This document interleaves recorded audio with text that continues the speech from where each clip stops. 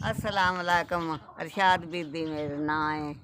साढ़ा घरे दा बीमार है, कोई दवाई लैने दा नहीं, कोई मसला नहीं। असी हकदार हाँ ज़कात दे। बच्चे आपो अपने घर वाले ने वखरे ने, हुण ओह माना दा सन की आसरा है, साडा ते अल्लाह ही आसरा है। करी दा ही बनिया दा काम ते हुण नहीं करने जोगे रहे, ते हुण बस अल्लाह दा आसरा ही है, ते हकदार हाँ असी। बाबे ने दवाई लैके देनी होंदी है, कोई शै कोल होवे तो मैं तां ही लैके देनी है ना, कोई चलो जी सा सौखा निकल पाउंदा है, कोई होवे शै ते ले लवे दवाई बंदा। ते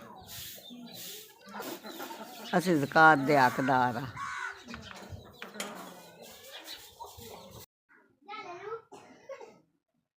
मेरे पुत्रा तुहाडा भला होवे अल्लाह। बच्चे आपो अपने घरां वाले ने, साडा कोई आसरा ना ही कोई। तुहाडा भला होवे अल्लाह, देने आलेआं च नावां रखे जे। जिऊं मेरे पुत्रा हो तुहाडा कल्ले 5000 लभ गया, तुहाडा भला होवे अल्लाह, देने आलेआं च नावां रखे जे। जीउंदे रहो शाला यती आले। सन तुहाडा कल्ले 5000 लभ गया, अल्लाह भला होवे जे। कोई दवाई लान दे, कोई खाण पीण रोज़े ने टोरां दे। मेरे पुत्रा अल्लाह वसदे रहो, जीउंदे रहो यती आले हो। अल्लाह देने आलेआं च नावां रखे जे। तुहाडा कल्ले 5000 अप्पड़ गया सन।